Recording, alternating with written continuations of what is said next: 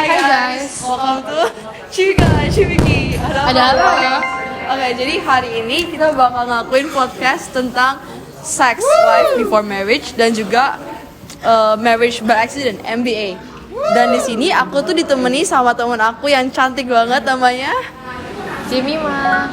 Dan di sini ada temen aku yang keren banget namanya Kijata. Oke, kita kalau mau podcast kan gak mungkin dong ya kalau gak ada narasumbernya.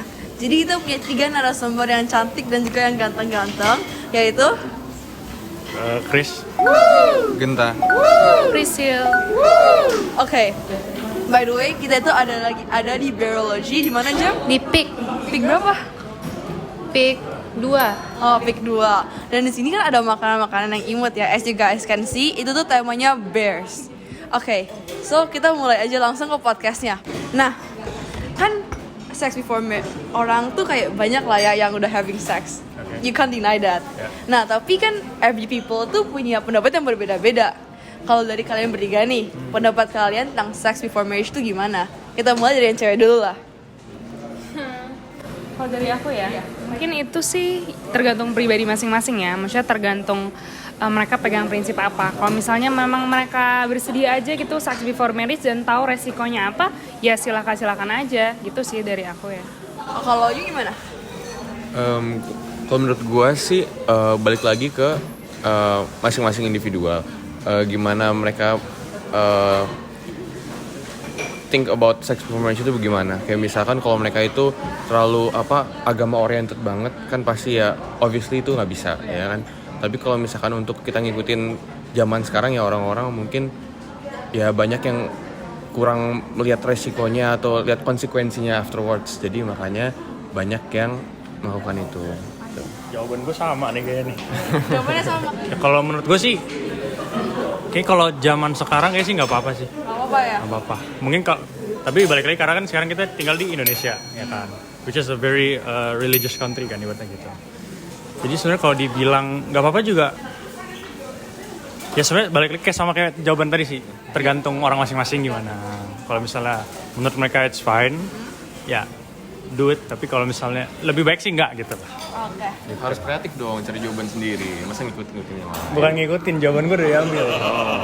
Oke, next question. Apa menurut kalian tentang married by accident? Jadi kan tadi kalau kata kalian tuh sex before marriage itu tergantung masing-masing. Terus kalau misalnya dia emang melakukan itu, terus karena itu mereka jadi harus terpaksa menikah, itu gimana? Ya itu balik lagi resikonya ya, misalnya resiko sex before marriage. Dari aku sendiri mungkin aku punya teman juga sih yang memang MBA kan. Ya dia sih awal-awal langsung publish kalau dia tuh udah married gitu kan. Cuma ya mungkin ya gosip-gosip lah dari orang kalau ternyata dia MBA dan dia juga mengakui hal itu gitu kan. Ya resikonya sih hasilnya ya sekarang dia jadi ini sih, dia jadi yang mom tapi sambil kuliah gitu. Jadi kayak masih kuliah tapi masih tetap share ya kayak ibu-ibu gitu yang emang suka share anak-anaknya, perkembangan anaknya tuh kayak gimana gitu sih. Kalau you gimana? Married by accident tadi ya? Ya, married by accident.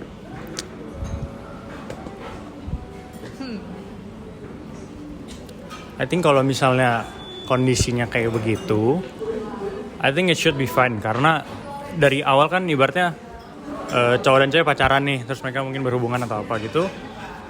Dalam arti itu kan berarti mereka sudah saling mencintai satu sama lain lah ya, saling percaya gitu ibaratnya. Nah hal tersebut, kalau married by accident kayaknya menurut gue nggak apa-apa sih. Gak apa-apa. Yang penting mereka saling mengerti, saling mau ibaratnya ngejaga anaknya dan seperti gitu. Kalau lu gimana? Jawaban gue sih kurang lebih sama kayak dia juga. Cuman gue mau nambahin aja. Married by accident kan itu ya konsekuensi dari kelakuan itu. Dan menurut gue selama mereka udah married gitu ya, maksudnya masih ada rasa tanggung jawab, saling ada rasa tanggung jawab ya kan. Karena kasihan juga kan anaknya ya. Karena kalau selama masih ada rasa tanggung jawab, menurut gue masih fine aja. Kecuali kalau misalkan ada yang meninggalkan ya, kalau itu baru menurut gue yang tidak baik ya, tidak patut untuk diikutin gitu. Nah, by the way kan tadi kita ngomongin married by accident, menurut kalian gimana?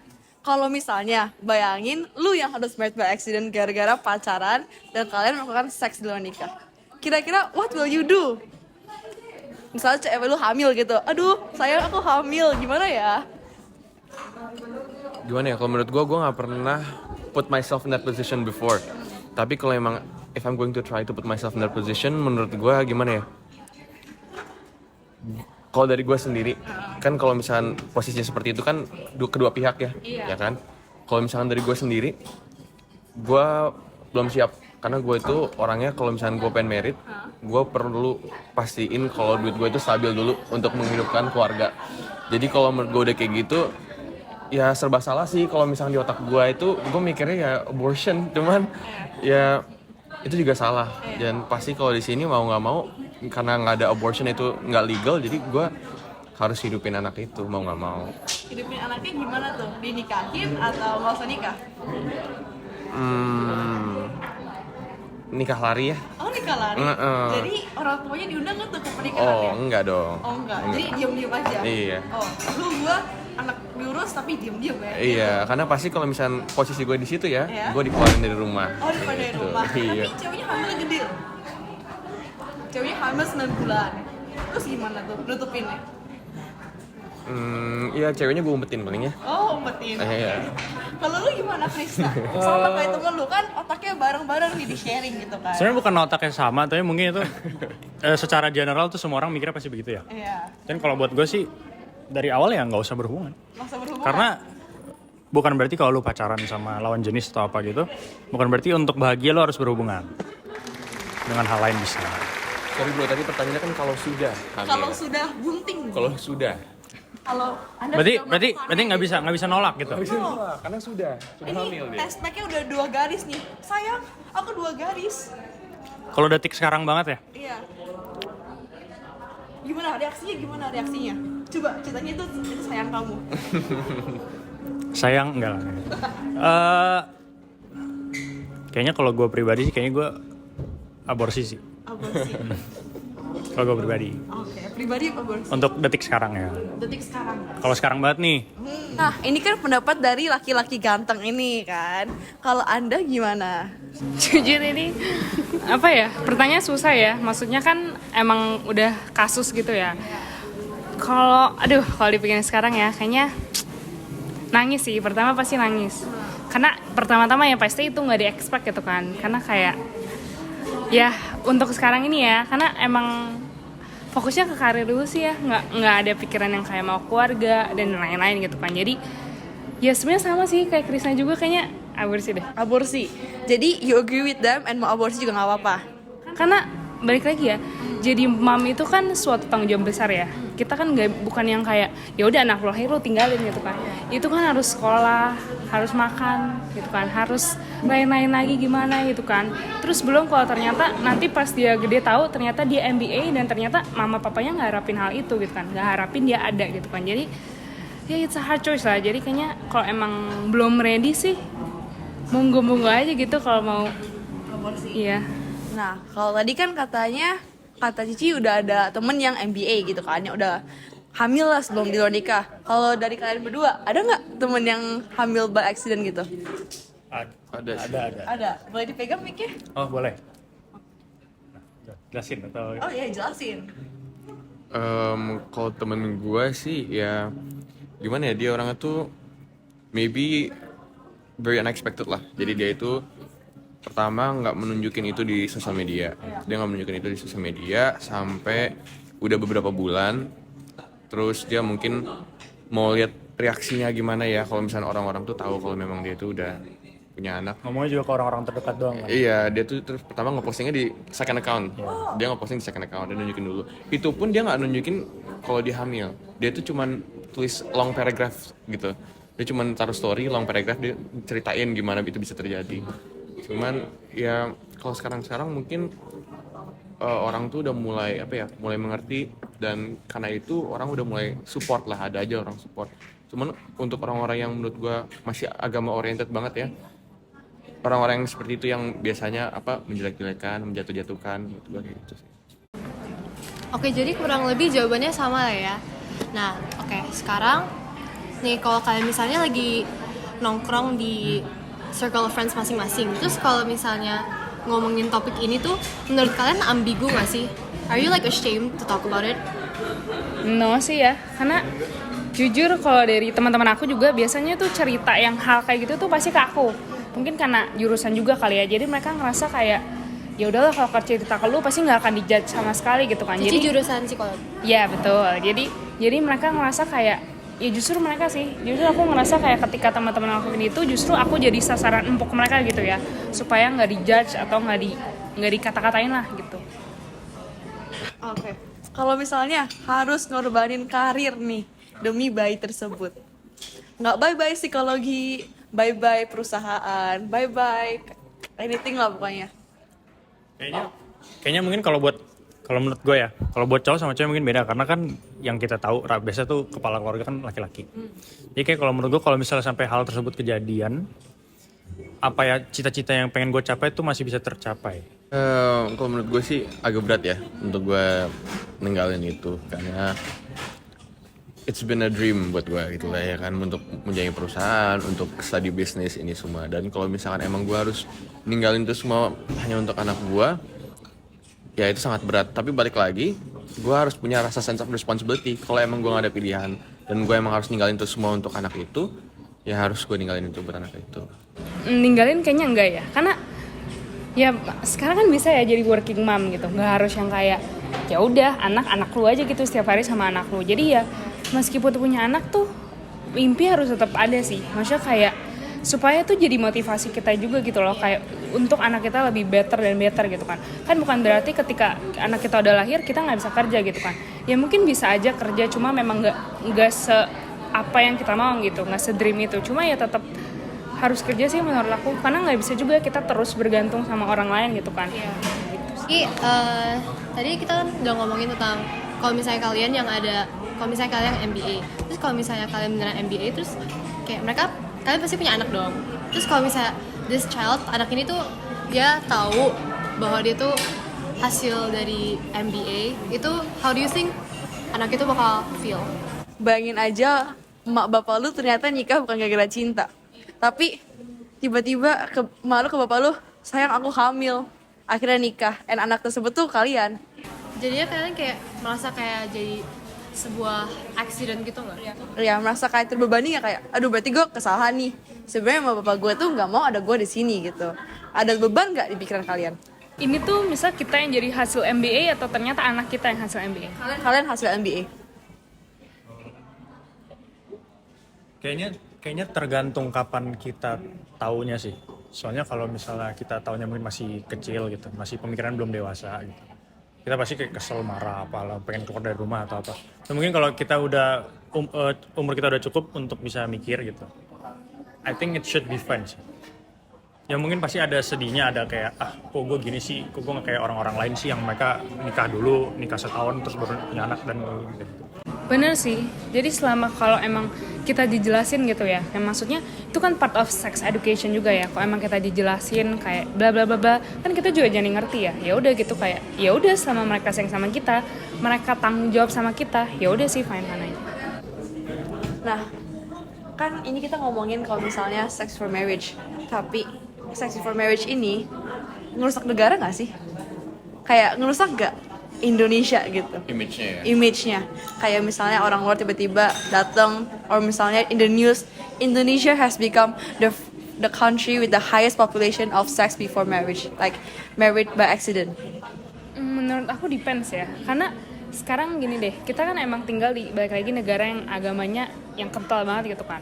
Sekarang kita lihat ke orang-orang luar gitu, yang kadang langsung di-announce kalau mereka ternyata udah hamil, bahkan belum menikah, bahkan mungkin sampai sekarang juga belum menikah gitu. Ya cuma kalau emang kita mandang itu sebagai hal yang biasa, hal yang normal ya, sebenarnya itu kan ya seks gitu. Siapa sih maksud aku yang emang gak butuh seks gitu kan. Ya jadi ya tergantung sih, maksudnya tergantung siapa yang mandang itu ya. Jadi menurut kamu, should it be normalized di Indonesia?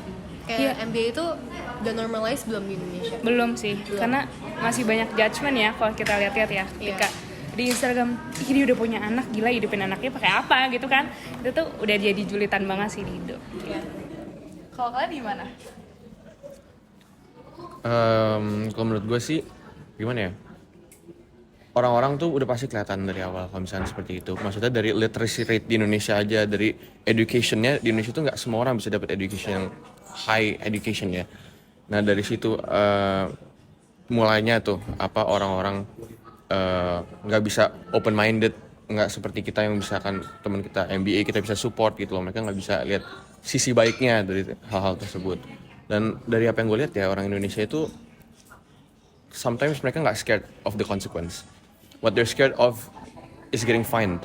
Jadi kalau misalkan begini, kalau mereka bilang, kita ngomong ini konsekuensinya lu dapet punya anak, mereka nggak bakal takut. Tapi kalau konsekuensinya lu kasih misalkan nih ngidupin anak ini dapat kena berapa duit, baru mereka takut. Mereka nggak takut punya anak ya, mereka takut sama biaya yang mereka harus siapkan untuk menghidupi anak itu. Oke, jadi tadi kan kita udah ngomongin sex before marriage, itu kayaknya kayak serius banget kita ngomongin. Jadi sekarang kita mau agak sedikit ice breaking sebelum closing. Jadi kita mau ada tantangan yang sebenarnya simple banget. Kita mau tes dulu ini dari semua narasumber kita pada hafal Pancasila nggak sih? Nah, kita kan pasti belajar Pancasila di kelas berapa SD ya, Jam? Kalau aku sih 4 SD ya. Oh, 4 SD. Berarti kalau dibilang anak-anak SD aja tahu ya Pancasila, hafal lah. Apalagi cuma 5 points, right? Iya. Nah, jadi kita mulai dari mana dulu nih? Kita itu Yang ini nggak sih? Iya, yang tengah dulu. Karena kan di tengah pakai baju berbeda sendiri gitu kan. Ayo. Kita mix aja. Kita tanya Pancasila kelima misalnya gitu. Kita kasih kamu Pancasila. Sila keempat. Jangan dong. Ayo. Jangan, Ayo. gua nggak bisa. Anak SD aja bisa loh. Gue forfeit kalau sila keempat. Oh, Sila ketiga. sila ketiga. Bisa nggak ya, guys? Bisa nggak ya, guys? Sabar. Oh, iya. Kalau nggak bisa, wih, ternyata bisa, guys. Tadi kan nanyain gua kan, emang lu sendiri hafal? Nggak percaya sih gua. Coba sebutin dari 1 sampai 5. Atau satu persatu kali, sila 1 sampai 5, atau 5. Boleh kali ya? Boleh. Enggak, stop dulu, guys. Kita ini Udah 2 menit. bentar. Udah 2 menit. Kita warga negara Indonesia, WNI. Kalau nggak bisa hafal Pancasila, rusak banget negara kita. Iya, guys. Tadi udah ketahuan. Aduh, Udah rusak hafal, udah banget. ketahuan. Kok boleh dong? Masa udah rapi-rapi gini, ganteng-ganteng, udah grow up in Indonesia gitu kan? Rakyat nggak bisa Pancasila. Come on, anak dinas internasional, pinter banget pasti. Aduh, jangan nyebut kampus gue malu. Oh ya, nanti dikat. Nggak hafal. Nggak hafal. Coba hafal. ngomong. Coba Aku ini nggak dulu. hafal Satu persatu. Pancasila. Aku nggak hafal Pancasila. Kan tadi yang idenya dari Koko ya? Koko berarti hafal dong. Tes mic. Tes. 1. Ketuhanan yang Maha Esa. Bener dong. Pinter banget. 2. Kemanusiaan yang adil dan beradab. Gila. Wah, 3. Persatuan Indonesia. genius. 4. Kerakyatan yang dipimpin oleh hikmat, kebijaksanaan, dan permusyawaratan perwakilan. Albert Einstein. 5. Keadaan sosial bagi seluruh rakyat Indonesia. Soeharto. Enggak. Kita kan ada stiker nih. Gara-gara nggak hafal Pancasila, boleh dong dapat hukuman. Ya lihat aja nanti, kepo banget sih. Oke, mana Jam? Jadi kita kan berlima nih. Nah, satu orang boleh tempel satu-satu di mukanya. Di mana aja boleh pilih. Ih, cantik banget. Tempel. Ya. Apa itu tulisannya? Nice day. Oh, nice day. Ini patch. Iya, benar. Oke, dengar. Oke guys, jadi podcast hari ini tentang sex before marriage dan juga married by accident sudah selesai. Aku hostnya Kijata dan teman aku dan our narasumber Prisil. Genta. Krishna. cabut dulu ya. Bye. Cipika, Cipiki, ada apa ya?